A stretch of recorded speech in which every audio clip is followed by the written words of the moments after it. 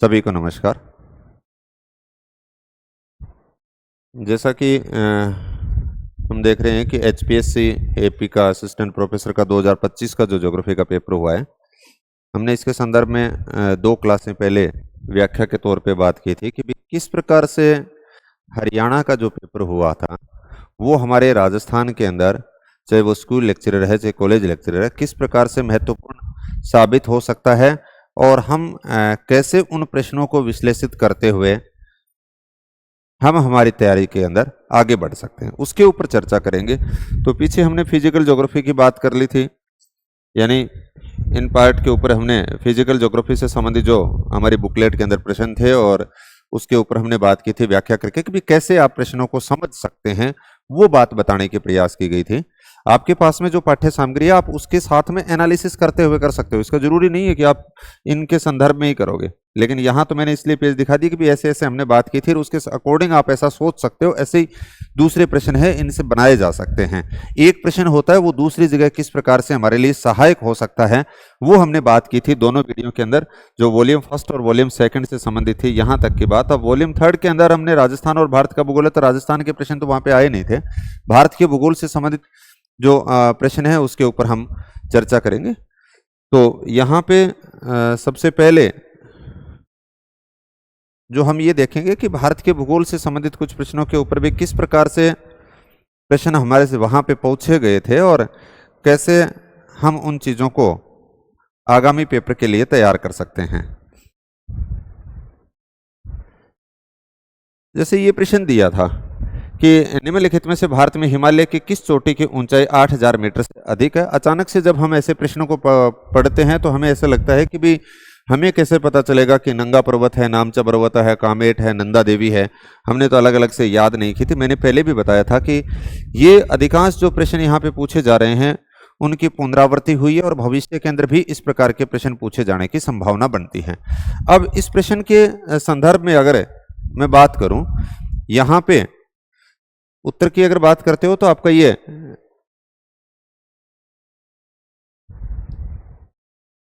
नंगा पर्वत होगा।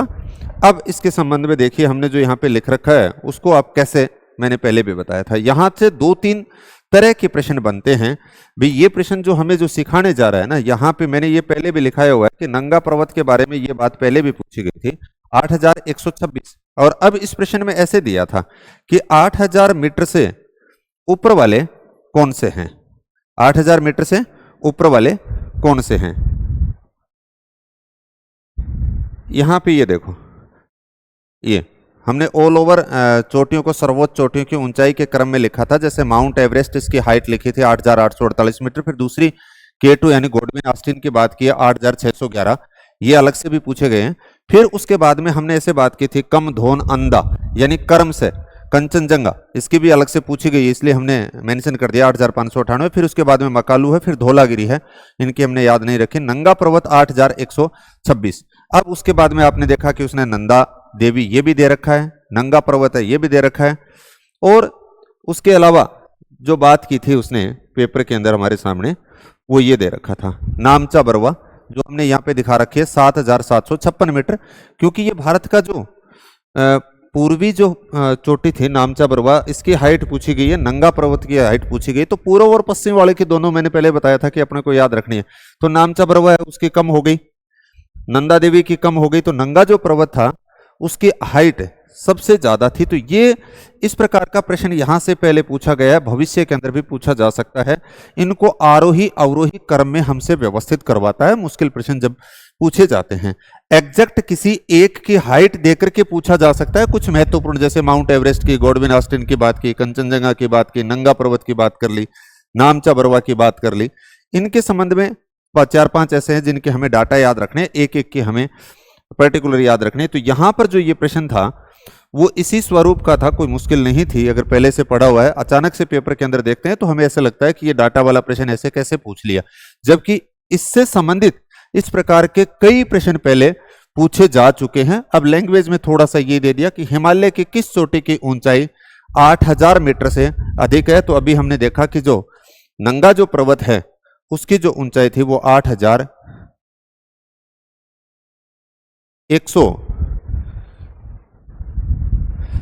26 मीटर, यानी ये 8000 मीटर से ऊपर है। नामचा बरवा आपका फिर 8000 से कम हो गया। फिर हमने हाइट के अकॉर्डिंग बात की थी, नंदा देवी थी, यहाँ पर आकर के आता है। कामेट है वो और कम हो गया, क्योंकि कर्म से यहाँ तक तो हमने 6-7 का तो याद किया, तो इसका मतलब यहाँ तक तो कामेट का आया ही नहीं। कम धोन अंदा, इसका मतलब यहाँ तक कामेट की जो है वो बात ही नहीं की, तो कामेट की तो और ही कम हो गई, नंदा देवी की कम हो गई। और नामचा बरवा की हमने बात करी ली, ये अलग से लिख रखा है यहाँ पे 7756, ये भी इस सूत्र के अंदर नहीं है। तो इसका मतलब यहां पर जब आप देखते हो, अगर आपको हाइट न भी याद है तो ऑल ओवर क्रम से यानी नंगा पर्वत की ही हाइट, जो क्रम से आपने सूत्र याद किया उसके अकॉर्डिंग नंगा पर्वत की हाइट सबसे ज्यादा है, जो 8000 मीटर से अधिक है। आपके सामने इस प्रकार के और भी प्रश्न पूछे जा सकते हैं, जिसमें 8000 से ऊपर है, 8000 से कम है, किस प्रकार के प्रश्न बनाए जा सकते हैं। दूसरा, इन चोटियों से संबंधित अगला जो प्रश्न यहां से बनाया गया है, बार बार जो बनाते हैं, वो ये ऐसा होता है कि पर्वत चोटियों को पश्चिम से पूर्व की तरफ या पूर्व से पश्चिम की तरफ यानी क्रम से यहां से पूछी गई हैं, जो मैंने यहां पे एक सूत्र लिख करके और व्याख्या की है। नाकान धोगई एम कना, यहां पे आप देखते हो नंगा पर्वत, कहा से कामेट की बात आ गई। नाकान नैन मतलब नंदा देवी, फिर धौलागिरी, फिर उसके बाद में ए का मतलब अन्न का मतलब अन्नपूर्णा, ए का मतलब माउंट एवरेस्ट, मैं का मतलब मकानू, कै का मतलब कंचनजंगा, ना का मतलब नामचा बरवा। तो इस प्रकार से पश्चिम से पूर्व, पूर्व से पश्चिम पूछे जा सकते हैं, या फिर आपके सामने ऊंचाई के क्रम में, घटती ऊंचाई के क्रम में या बढ़ती ऊंचाई के क्रम में प्रश्न बनाया जा सकता है। तो ये जो प्रश्न हमें जो सिखाने जा रहा है वो इसी बात को है कि भाई चोटियों से संबंधित इस प्रकार के प्रश्न बार बार पेपर के अंदर पूछे जाते हैं। और जैसा चोटियों से संबंधित पूछा जाता है, वैसे दर्रों से संबंधित भी प्रश्न पूछे जाते हैं। आप देखोगे दर्रों का भी इस प्रकार से सीक्वेंस पूछते हैं, या तो वो पूर्व से पश्चिम दर्रों का क्रम पूछते हैं, या पश्चिम से पूर्व पूछते हैं, या फिर दर्रे हैं वो किस राज्य से संबंधित हैं, ऐसा प्रश्न पूछा जाता है, या दर्रा फिर कहां से कहां जोड़ता है, इस प्रकार के प्रश्न की बात आती है। तो इस प्रश्न के समझ के बेस पे हम आगामी जो प्रतियोगी परीक्षा हैं वहां पर हमें ये महत्वपूर्ण हमारे लिए साबित हो सकता है। नेक्स्ट जिस प्रश्न की हम बात करेंगे, ये बार बार यहां से प्रश्न पूछे जाते हैं कि भारत में किस राज्य में आम्र वर्षा होती है। हम यूं कह सकते हैं कि मानसून पूर्व की जो वर्षा की बात करते हैं, मानसून पूर्व की वर्षा भारत के अलग अलग क्षेत्रों के अंदर अलग अलग नामों से जानी जाती है। जैसे ये दे दिया बोर्डोई चिल्ला या बारदोली छिड़ा असम के अंदर कहते हैं, जो इसी प्रकार से नॉर्वेस्टर या काल बैसाखी पश्चिम बंगाल और असम के अंदर आ गया।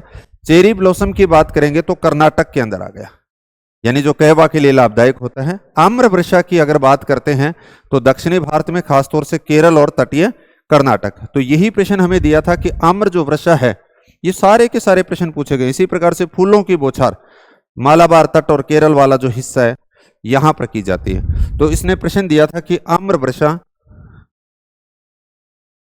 या आमों के लिए जो वर्षा होती है वो कहां पर होती है, तो हम बात करेंगे कर्नाटक के अंदर इस प्रकार की वर्षा होती है, दक्षिणी भारत के अंदर होती है। क्योंकि बाकी ये तो आसान सा प्रश्न एक तरह से दे दिया, बाकी इसने तीनों ऑप्शन के तौर पे चाहे वो मेघालय की बात की है, उत्तर प्रदेश की बात की है, बिहार की बात की है, ये उत्तर भारत से संबंधित यहां पर हो गए। तो ये महत्वपूर्ण पार्ट है जहां से बार बार प्रश्न पूछा जाता है। और मानसून वाले टॉपिक के अंदर बात करें तो 2-3 प्रकार के प्रश्न आपके सामने और देखने को मिलते हैं जो महत्वपूर्ण होते हैं। मानसून की जो शब्द है वो किस भाषा से लिया गया है, या मानसून भारतीय मानसून की विशेषताएं क्या हैं, मानसून की क्रियाविधि से संबंधित प्रश्न पूछे जाते हैं। फिर उसके बाद में आप देखते हो ब्रेस्ट ऑफ मानसून के ऊपर बात की जाती है, ऋतुओं से संबंधित प्रश्न पूछे जाते हैं। और अंत में अगर यहाँ पर अगर देखा जाए तो कोपेन और थॉर्नथवेट का जो जलवायु वर्गीकरण है उनसे संबंधित भी बार बार प्रश्न पूछे जाते हैं, तो वो भी महत्वपूर्ण एक पार्ट है। तो यहाँ पर हमें ये सीखने को मिल रहा है कि इस प्रकार मानसून पूर्व की जो वर्षा है उससे संबंधित भी प्रश्न पूछे गए हैं। और खासतौर से ये शब्द ये बार बार आते हैं। अब कई बार तो क्या करेंगे, हमें 4 ऐसे दे दिया सुमेलित, बोर्डोई चिल्ला दे दिया, नॉर्वेस्टर दे दिया, चेरी ब्लॉसम दे दिया, आम्र वर्षा दे दिया, कौन सी कहाँ पे होती है इनको सुमेलित करवा सकता है। या फिर अगला जो प्रश्न यहां से निम्नलिखित में से कौन सा सुमेलित नहीं है, जैसे उसने दिया नॉर्वेस्टर और नॉर्वेस्टर के आगे लिख दिया पंजाब, इसका मतलब वो सुमेलित नहीं है, क्योंकि ये पश्चिम बंगाल और असम वाला जो एरिया है वहां पर होती है। तो इस प्रकार के प्रश्न यहां से बनाए जाते हैं। भारत के भूगोल में नेक्स्ट अगर प्रश्न की बात करें, ये पूरा का पूरा एनसीईआरटी का ही दोनों स्टेटमेंट हैं, जिसमें ये लिखा है कि दक्षिण भारत में शीतोष्ण वनों को के संबंध में कथन सही हैं। तो सही की अगर बात की गई है तो इन्हें सोला कहा जाता है, और मैग्नोलिया इन वनों में पाए जाने वाला एक महत्वपूर्ण वृक्ष है, यानी दोनों सही हैं। हमने यहां पर यह बात बताई थी कि सोला यानी दक्षिणी भारत में जो पर्वतीय वन हैं इनको सोला, यानी दक्षिणी भारत में नीलगिरी की अन्नावलाई पल्लनी पहाड़ियों पर पाए जाने वाले शीतोष्ण कटिबंधीय वनों को सोला कह दीजिए, सोलास कह दीजिए, सोला कहते हैं। और प्रमुख वृक्षों के अंदर देखते हो तो एक नंबर पे यही लिखा है मैग्नोलिया। तो कहने का मतलब इसके अलावा ये भी हैं, लेरेल है, सिनकोला है, वेटल है, सिनकोना है, वेटल है। तो दोनों की दोनों लाइनों एनसीईआरटी के अंदर दी गई, वैसा का वैसा प्रश्न यहाँ से पूछ लिया गया है। तो वापिस भी यहाँ से प्रश्न इस प्रकार के पूछे जा सकते हैं। वनों से संबंधित जो प्रश्न जब भी आप पढ़ते हो तो वनों की जो लेटेस्ट जो रिपोर्ट है उसको जरूर पढ़ें, और भारत में वनों का किस प्रकार से वितरण पाया जाता है उससे संबंधित प्रश्न पूछे जा सकते हैं। वनों से संबंधित जो अधिनियम है उसके बारे में प्रश्न पूछे जाते हैं यहाँ से। अगला प्रश्न की अगर बात करें, कृषि से संबंधित है, उत्पादन से संबंधित। उत्पादन की मैंने बात की थी कि दोनों ही, चाहे वो कृषि का टॉपिक हो चाहे खनिज का टॉपिक हो, दोनों ही टॉपिकों में इस प्रकार के प्रश्न पूछे जाते हैं कि जिनका उत्पादन यानी प्रमुख फसलें और उनका उत्पादन किस राज्य के अंदर होता है। चाहे वो गेहूं की बात करें, चावल की बात करें, या फिर मूंगफली की बात करें, चाहे फिर आप यूं कह सकते हो चाहे वो सरसों की बात कर रहा है, या तिलहन की बात कर रहा है, दलहन की बात कर रहा है, जूट की बात कर रहा है, चाय की बात करेगा, वो कहां से होते हैं। तो यहां पे बात की है कि मूंगफली के उत्पादन के लिए निम्न में से कौन सा राज्य महत्वपूर्ण नहीं है, इस प्रकार से बात की है। तो यहां पे हमने ये देखा है कि प्रमुख मूंगफली उत्पादक राज्यों के अंदर गुजरात, राजस्थान और तमिलनाडु, यानी यहां पे बात की गई है, गुजरात की बात की गई है, राजस्थान की बात की गई है, तमिलनाडु की बात की गई है। लेकिन इस ऑप्शन के अंदर आप देखोगे तो यहां पे एक और दे रखा है, महत्वपूर्ण नहीं है, कौन है, बिहार। अब इस प्रश्न से केवल आपको ऐसा भी हो सकता है कि मूंगफली उत्पादन के लिए प्रमुख राज्य कौन कौन से हैं, तो फिर आपके सामने इस प्रकार से गुजरात, राजस्थान, तमिलनाडु ये ऑप्शन के तौर पे मिल सकते हैं। या फिर आपके सामने दूसरी जो फसलें हैं उन फसलों से संबंधित ऐसे दे दिया जाएगा, जैसे मूंगफली है उसके सामने 2 राज्यों के नाम दे दिए, तिलहन के सामने दे दिए, दलहन के सामने दे दिए, सरसों या राई की अगर जो बात करते हैं उसके सामने हो सकता है, जूट के सामने हो सकता है। तो इस प्रकार से सुमेलित करने वाला, यहां पर हम यूं कह सकते हैं कि बार बार ये प्रश्न पूछे जाते हैं कृषि से संबंधित कि कौन सी फसल, आप एक पेज के ऊपर ऐसे सारणी बना लीजिए, यानी याद रखने के लिए एक पेज के ऊपर इस प्रकार से सारणी बनाइए, और उस सारणी के अंदर यहां पे आपने फसल का नाम लिख लिया, और यहां पे जहां पे उत्पादन हो रहा है उस राज्य का नाम 1 2 3, कुछ प्रमुख फसलें हैं उनके तो 3-3 राज्यों के नाम याद रख लीजिए, और बाकी जो फसलें हैं उनमें एक एक राज्य का नाम याद रख लेंगे तो भी काम में चल जाएगा। तो ये प्रश्न भी हमें आगामी जो परीक्षाएं हैं उनके अंदर, चाहे वो स्कूल लेक्चरर की हैं, चाहे वो असिस्टेंट प्रोफेसर की हैं राजस्थान के अंदर, तो ये प्रश्न हमें ऐसे सिखाता है कि इस प्रकार के डाटा से संबंधित भी प्रश्न पूछे जाते हैं। जरूरी नहीं है कि हर बार पेपर के अंदर सारे के सारे मुश्किल प्रश्न पूछे जाएं। कुछ प्रश्न ऐसे होते हैं जो बहुत सरल प्रकृति के हो सकते हैं लेकिन आंकड़ा बेस होते हैं, तो उन आंकड़ा को तो हमें याद रखने ही पड़ेंगे। और कुछ प्रश्नों की लैंग्वेज इतनी क्लिष्ट हो सकती है, मुश्किल हो सकती है। ज्यादातर प्रश्नों की लैंग्वेज इस पेपर के अंदर क्लिष्ट नहीं है, तो आप मानसिक रूप से जरूर तैयार रहें कि प्रश्न का जो लेवल होता है वो कैसा ही बनाया जा सकता है। अब वापिस ये खान मंत्रालय की जो रिपोर्ट थी उसके अकॉर्डिंग बात की गई है। यहां पर जो मैंने अभी कहा था कि चाहे वो कृषि से संबंधित हो, खनिजों से संबंधित, खनिज के अंदर भी आपको ऐसे ही करना है। एक इसी प्रकार से प्रमुख खनिजों के नाम लिख लेंगे, जैसे लोहा की बात करेंगे, तांबा की बात करेंगे, कोयला की बात करेंगे, पेट्रोलियम की बात कर लेंगे, मैग्नीज की बात कर लेंगे। यानी इस प्रकार से प्रमुख खनिजों को यहाँ पे लिखना, और उनके उत्पादन और भंडारण से संबंधित, उनके उत्पादन सर्वाधिक कहाँ से हो रहा है, भंडारण सर्वाधिक कहाँ पे है, तो वो एक सारणी बना लेना। उसमें से भी निश्चित रूप से लगभग आप यूं कह सकते हो कि स्कूल और कॉलेज दोनों के अंदर ही सवाल पूछे जाते हैं। वैश्विक संदर्भ में भी पूछे जाते हैं, भारत के संदर्भ में भी पूछे जाते हैं, राजस्थान के संदर्भ में भी पूछे जाते हैं। तो आप ये आंकड़े जो हैं वो जरूर पढ़ के जाएं। ये प्रश्न भी आपको यही सिखा रहा है कि यहाँ पे दे दिया कि भारत सरकार की वार्षिक रिपोर्ट 2024-25 के अनुसार निम्न में से कौन से राज्य भारत में तांबे के अग्रणी उत्पादक हैं। तांबे के अग्रणी उत्पादक हैं, ये हमने जो प्रश्न है वो पहले कर रखा है। यहाँ पे आप देखो कि तांबे के लिए जो बात करें, उत्पादन की जो बात की गई है, एमपी, राजस्थान हमने लिख दिया, एमपी का मतलब मध्य प्रदेश, आरजे का मतलब राजस्थान, जे का मतलब झारखंड। तो यहां पे आ गया मध्य प्रदेश और राजस्थान, ये रहा भाई। इनके अंदर मुख्यतः तांबा का उत्पादन हो रहा है। तो ये इस प्रकार से जो रिपोर्ट है उससे संबंधित हमारे सामने डाटा हो सकते हैं।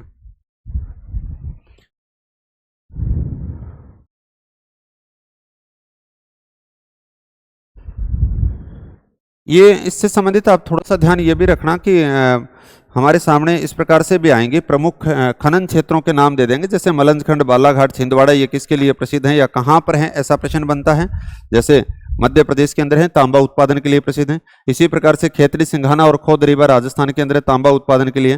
झारखंड के अंदर घाटशिला और मेसाभानी, तो ये भी झारखंड के अंदर तांबा उत्पादन के लिए। हमने यहाँ पे मध्य प्रदेश में लिए याद रखने के लिए लिख दिया मध्य में बाछी, यहाँ पे लिख दिया झारखंड के अंदर झारघाट में। तो इस प्रकार से आप कुछ लिंक कर सकते हो, चीजों को जोड़ सकते हो याद रखने के लिए। तो खनन वाला जो टॉपिक है उससे संबंधित भी निश्चित रूप से 1 या 2 सवाल हमें वहां पर भी देखने को मिलेंगे।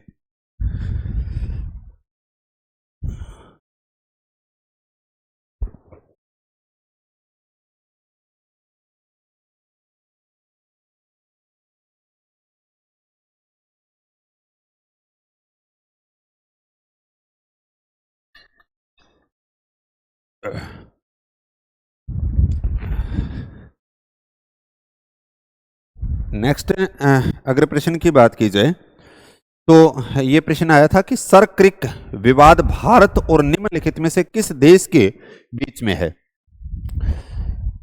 तो भारत और पाकिस्तान के बीच में है। यहां पर ये भी प्रश्न पूर्व में पूछा गया है, जो मैंने यहां पे लिखा है, ये देखो कि कोरी क्रिक के उत्तर पश्चिम में सर क्रिक है जो भारत और पाकिस्तान के बीच में विवादित है। यानी अधिकांश प्रश्न अब उनको अलग तरीके से, जैसे पहले ऐसे पूछ लिया सर क्रिक किस किस के बीच में, तब उस दोनों बता दिए भारत और पाकिस्तान के बीच में। अब कह दिया भारत के साथ में और कौन है जिसके लिए विवादित है, तो हमने बता दिया भारत और पाकिस्तान के बीच में। आपको हर प्रश्न जो है उस प्रश्न को ये देखना है कि भी वो हमें क्या सिखा रहा है दूसरों प्रश्नों के संदर्भ में। ये नहीं है कि सिर्फ एक प्रश्न है और उसको रट लिया और उससे काम चलेगा, नहीं, बहुत सारी चीजें जो है वो आप एक दूसरे से रिलेटेड करके पढ़िए। अगला, ये यहां से पिछले पेपरों के अंदर आप देखोगे जो एसडीजी जो रिपोर्ट है यानी सतत विकास के लक्ष्यों से संबंधित ये बार बार पूछे जा रहे हैं। जो हमारे 17 जो लक्ष्य हैं उन 17 लक्ष्यों के संदर्भ में ऐसे पूछ रहा है कि 1 नंबर क्या है, 2 क्या है, 3 क्या है, 4, 5, 6, 7, 8, 9, 10 इस प्रकार से। तो यहां पे ऐसे दिया है कि पानी के नीचे के जीवन से संबंधित कौन सा है, तो लक्ष्य 14 जो है वो इससे संबंधित है। जैसे ये हमने यहां पर ये रिपोर्ट जो दिखा रखी है, ये देखो 1 से लेकर के 17 तक, और जिसमें 14 नंबर दे दिया पानी के नीचे जीवन।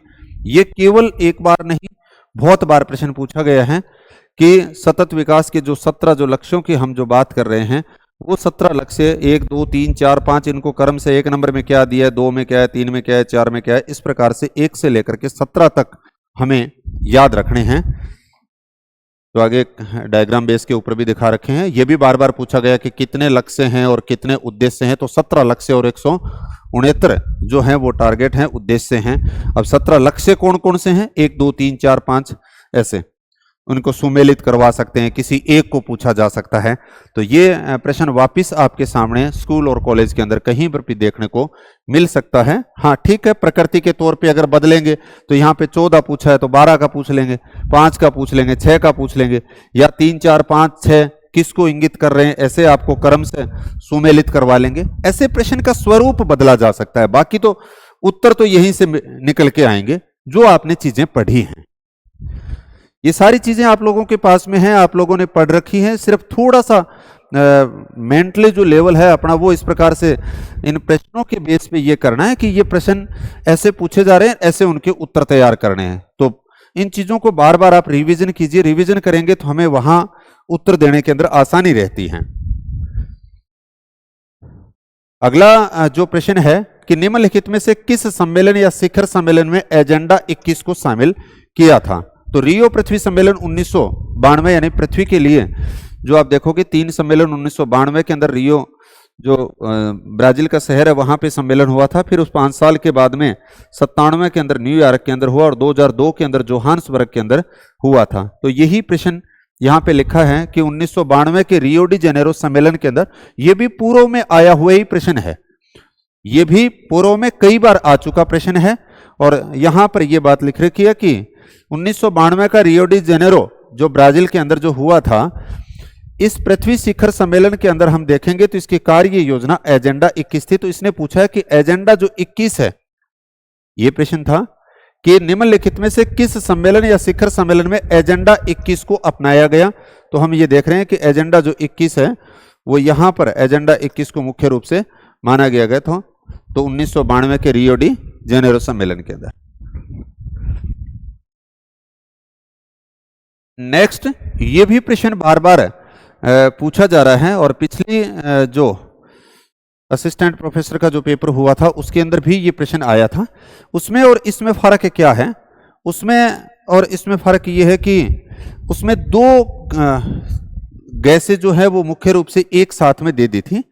जैसे अम्लीय वर्षा के लिए मुख्यतः यानी जिम्मेदार गैस कौन सी हैं? सल्फर डाइऑक्साइड और नाइट्रस ऑक्साइड। अब इसमें एक ही दिया है यहाँ पे, देखो सल्फर के ऑक्साइड, तो कार्बन की बात नहीं कर रहा, फ्लोराइड की बात नहीं कर रहा, क्लोरीन की बात नहीं कर रहा, उसमें ऐसे दे रखा था। जो पिछला मैं बता रहा हूं कि बी कॉलेज का जो पेपर हुआ था उसके अंदर भी ये प्रश्न आया था। तो पुनरावृत्ति के तौर पे यहां पे सिर्फ एक दे दी। ये कई बार पूछा गया प्रश्न कि अम्लीय वर्षा, इसी को ये भी प्रश्न आया, इसको झील कातिल भी बोलते हैं, स्टोन कैंसर भी बोलते हैं। जब हम यूं कह सकते हैं कि वर्षा के जल के साथ में सल्फर डाइऑक्साइड और नाइट्रस ऑक्साइड जल के साथ में क्रिया करके जब धरातल के ऊपर गिरती है तो उस वर्षा को ही हम क्या कहते हैं? अम्लीय वर्षा कहते हैं। और ऐसी वर्षा होती है तो उसके कारण झीलों में, ये भी प्रश्न आया, उसका प्रभाव क्या रहेगा? झीलों के जो जीव होंगे वो मर जाएंगे, भवनों का संक्षारण हो जाएगा, या ऊपर से आप यूं कह सकते हो कि वो खत्म होने शुरू हो जाएंगे। और सर्वाधिक प्रभाव इसका कहां पे रहता है? नॉर्वे के अंदर। यह प्रश्न पूछा गया। अंतरराष्ट्रीय अम्ल वर्षा सूचना केंद्र कहां पे? Oslo, Norway. ये भी प्रश्न पूछा गया। यानी सारे प्रश्न ये किसी न किसी स्वरूप में पूछे गए। उसी प्रश्न में से एक यानी पार्ट जो इतना था उसको अलग करके ये प्रश्न बना दिया गया था। सिर्फ इतना दिया कि निम्नलिखित में से अम्लीय वर्षा के लिए मुख्य रूप से जिम्मेदार कौन है? तो हमने बता दिया सल्फर के ऑक्साइड मुख्य रूप से जिम्मेदार हैं। जो भी मैंने बताया था, सल्फर डाइऑक्साइड और नाइट्रस ऑक्साइड जल के साथ में क्रिया कर जरातल के रूप में आते हैं तो उसे अम्लीय वर्षा कहते हैं। तो यानी हर एक प्रश्न जो है वो किसी न किसी प्रकार से पिछले प्रश्नों से जुड़ा हुआ है। अब इसको लैंग्वेज के तौर पे बना सकते थे वो इस प्रश्न को, इसमें से एक टुकड़े को तोड़ करके बना दिया। इसी से संबंधित अम्लीय वर्षा से संबंधित 4 स्टेटमेंट एक साथ में दे करके हमसे पूछ सकते थे निम्नलिखित में से कौन कौन से कथन जो हैं वो ठीक हैं। एक दिन हम बात करेंगे, 5-6 पैटर्न के प्रश्न बनते हैं और उन प्रश्नों को थोड़ा सा आप पेपर जब भी देने जाए उनसे पहले सोच करके जाएं कि किस किस पैटर्न के अंदर यानी प्रश्न आ सकते हैं। डाटा वही है जो आपके पास में है, जो आपने पढ़े हैं। बस थोड़ा सा ये है कि पेपर के अंदर जब रिवीजन कम होता है तो उनमें कंफ्यूज होने की ज्यादा संभावना रहती है। और आप मारवाड़ी में कहते हैं, बोले सेंधा सेंधा लगा लेकिन बैठे आया को नहीं कह। तो उसके पीछे कारण यह था कि उनके साथ में संपर्क कम हुआ था। जितने अधिक बार आप उन चीजों को देखते हो आप उतने ही बेहतर उन प्रश्नों को कर पाते हो। नेक्स्ट, यदि बात की जाए कृषि सूखा के संदर्भ में निम्नलिखित में से कौन से कथन सही हैं? तो ये भी एनसीईआरटी से संबंधित प्रश्न है एक तरह से कि सिंचाई के विकास के स्तर पर निर्भर करता है और सूखे के परिणाम स्वरूप खाद्यान्न और चारे की कमी को अकाल कहते हैं। जो ये देखो यहां पर बात की गई है कि कृषि सूखा, तो कृषि सूखा यानी मृदा में आर्द्रता की कमी होने के कारण फसलें मुरझा जाती हैं। ऊपर कुछ रह गया, उसमें बात की गई थी सूखा का मेजरमेंट करने के लिए कितनी वर्षा जो है वो 72.5 सेंटीमीटर से कम होनी चाहिए। वर्षा वाला जो एरिया है वो 30% से अगर कम है तो वो सूखे के अंदर आता है। तो इस प्रकार से डिफाइन किया गया। तो सूखे के प्रकार ये जो है ये भी बार बार पूछे गए, ये भी एनसीईआरटी से संबंधित हैं। मौसमी सूखा किसे कहते हो, कृषि सूखा किसे कहते हो, जलीय सूखा किसे कहते हैं, पारिस्थितिकी सूखा किसे कहते हैं। तो यहां से भी बार बार प्रश्न सूखा और बाढ़ से संबंधित प्रश्न है वो पूछे जाते हैं। तो पुनः भी प्रश्न पूछा जा सकता है। अब उसके बाद में ये जो प्रश्न जो हमने यहाँ पे भारत के कुछ प्रश्नों की व्याख्या की, तो आपके स्कूल लेवल के ऊपर अगर मैं बात करूँ तो भौतिक भूभाग वाला जो टॉपिक है भारत का, उसमें आप निश्चित रूप से प्रत्येक भौतिक भूभाग को डिटेल से पढ़ के जाएं। फिर उसके बाद में हमने देख लिया कि दूसरा जो टॉपिक था मानसून वाला, उसमें आम्र वर्षा का प्रश्न पूछ रखा था। फिर यहाँ पे जनसंख्या से संबंधित प्रश्न सामने नहीं आए, तो जनगणना से संबंधित भी प्रश्न है वो आपके सामने पूछे जा सकते हैं, उनको बेहतर ढंग से पढ़ करके जाएं। और फसलों की बात कर ली हमने, खनिजों की बात कर ली, या बाढ़ सूखा से संबंधित इस प्रकार से जो प्राकृतिक आपदाएं हैं उनसे संबंधित बातें की। तो ऐसे प्रश्न बार बार पूछे जाते हैं, और खासतौर से भारत का भूगोल आपके जो है वो 12th लेवल की बात कर रखी है अधिकांशतः, और वैसे ही एनसीईआरटी बेस्ड अधिकांशतः सवाल बनते हैं। तो एनसीईआरटी को भी आप ठीक से पढ़ करके जाएं, उसकी हर एक लाइन को देखें कि वो अपने को क्या समझा रही है। कुछ डाटा ऐसे हो सकते हैं जो बहुत पुराने हों, तो उनको हम नए पढ़ लेंगे। ये एक दो प्रश्न उससे संबंधित प्रैक्टिकल से संबंधित डाल रखे हैं। जीआईएस से संबंधित ये प्रश्न बहुत ही पॉपुलर है, जो बार बार पूछा जा रहा है कि जीआईएस का घटक नहीं है। बहुत सरल प्रकृति का सवाल पूछा गया है कि भाई डेटा जो है वो इसका है, हार्डवेयर है, सॉफ्टवेयर होते हैं, लोग होते हैं, लेकिन सैटेलाइट है वो नहीं है। ये प्रश्न जैसे हमने यहाँ पे कर रखा है, ये बार बार प्रश्न पूछे गए हैं कि जीआईएस की शुरुआत 1980 में हुई। जीआईएस के घटक, ये मैंने जो स्टार लगा रखे हैं इसका मतलब ये कई बार पूछे गए हैं।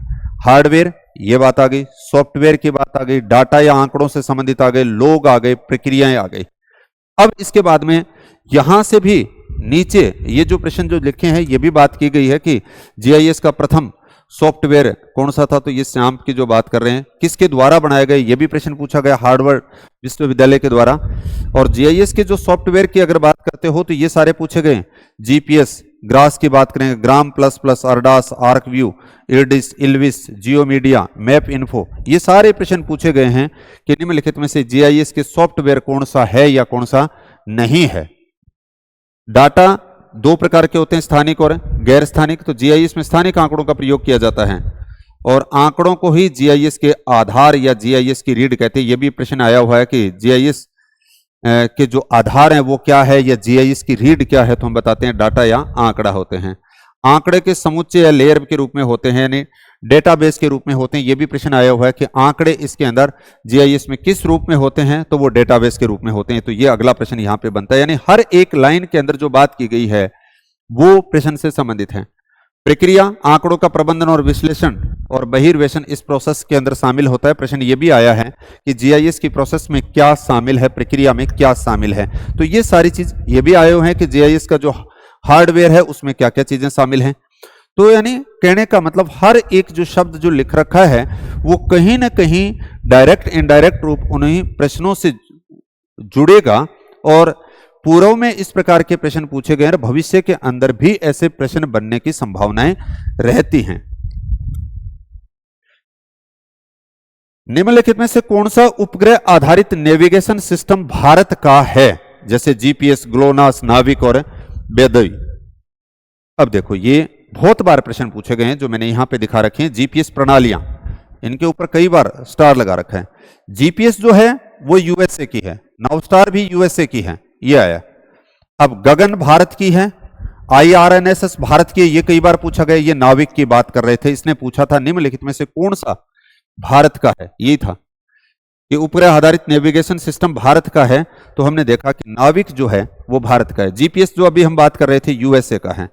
अब ग्लोनास की अगर बात करोगे तो ये रहा आपका ग्लोनास, ये कहां का है, रूस का है।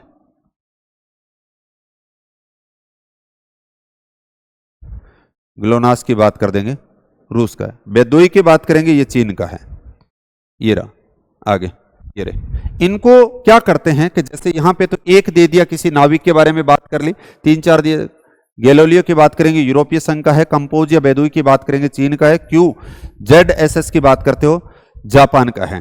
तो ये यहां से संबंधित यानी बहुत महत्वपूर्ण जो है, ये सारे के सारे जो शब्द हैं 10-12, ये सारे के सारे पूछे गए हैं, और इन्हीं से मिलता जुलता आगे किसी न किसी प्रकार का कोई प्रश्न बना दिया जाएगा। जैसे इसी प्रश्न को दूसरे फॉर्मेट में दे दिया, आप देखिए कि उसने दिया कि निम्नलिखित में से कौन सी जीपीएस प्रणाली भारत की नहीं है। उसने इस प्रकार से दे रखा है, वापस वही आ गया। गगन की बात कर ली, बी ऑप्शन के अंदर अगर वो बात कर रहा है IRNSS की बात कर ली, तीसरा अगर देखेंगे नाविक की बात कर ली, और चौथा उसने दे दिया ग्लोनास। तो इसका मतलब ग्लोनास जो है यहां पर ये भारत से संबंधित नहीं है, ये रसिया से संबंधित है। या फिर नीचे आपके सामने ऐसे दिया जा सकता है ABCD के अंदर, जैसे यहां पे 1 2 3 और 4 लिखे, और वो कह रहे हैं कि निम्नलिखित में से भारत से संबंधित कौन कौन से हैं, तो आप बता देंगे कि 1 2 3 तो भारत से संबंधित है, चौथा भारत से संबंधित नहीं है। यानी इसी प्रश्न को कितना ही मुश्किल बनाया जा सकता है, कितना ही आसान बनाया जा सकता है। तो ये कुछ प्रश्नों के ऊपर हमने बातें की। यहां कोई हमारा मकसद ये नहीं था कि भाई जो आंसर की है उसके उत्तर दिए जाएं। मैंने पहले भी बताया था कि बहुत सारे लोगों ने अपने अपने आंसर की बता रखे हैं, आयोग ने भी अपने बता दी होगी। हमारा जो मूल उद्देश्य है वो ये है कि जिस भी स्टेट के, चाहे वो अपने राजस्थान के हों, चाहे वो हरियाणा के हों, चाहे वो MP के हों, चाहे वो UGC के द्वारा जो नेट वगैरह का जो एग्जाम करवाया जाता है उससे संबंधित हो, या फिर कोई और आयोग के द्वारा परीक्षा जो ली जाती है जो हमारे सब्जेक्ट से संबंधित है, चाहे वो DSSB का है, चाहे वो KVS का है, चाहे वो नवोदय का पेपर है, आप उस पेपर का एनालिसिस कीजिए। आप ये देखिए कि उस टॉपिक से संबंधित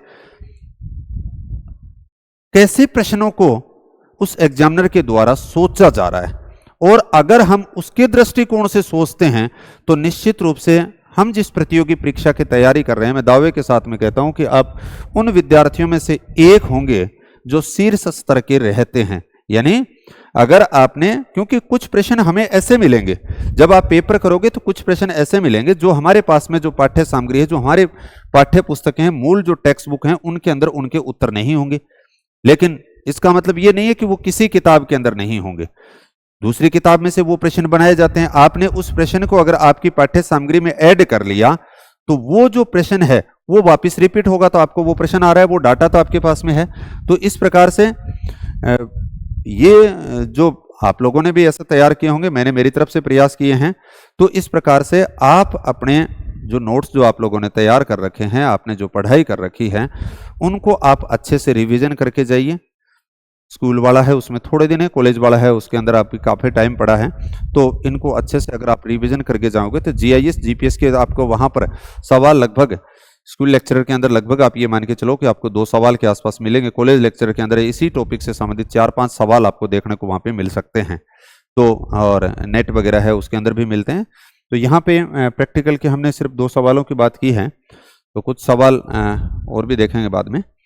तो ये है राजस्थान का, मैंने बताया था कि राजस्थान के जितने भी पेपर हुए हैं उनको आप लीजिए पिछले 1-2 साल के अंदर, उनको भी देखिए। पुराने प्रश्न तो पढ़ने ही पढ़ने, लेकिन लेटेस्ट जो नए हैं उनमें किस प्रकार के बदलाव की प्रवृत्ति आयोग चाहता है, उसके अकॉर्डिंग हम जो है वो अगर पहले से प्रिपेयर रहते हैं, तैयार रहते हैं, तो परीक्षा के अंदर फिर दिक्कत नहीं आती है कि भाई हमें किस लेवल के अकॉर्डिंग वहां पे बात करनी है। सारे के सारे प्रश्न करने के लिए नहीं होते हैं पेपर में, ये भी ध्यान रखना। कुछ प्रश्न इस प्रकार के मॉडरेट किए जाते हैं कि वो छोड़ने के लिए होते हैं, तो उनको छोड़ देना चाहिए बेझिझक, कोई दिक्कत नहीं आएगी। तो इसी के साथ में धन्यवाद।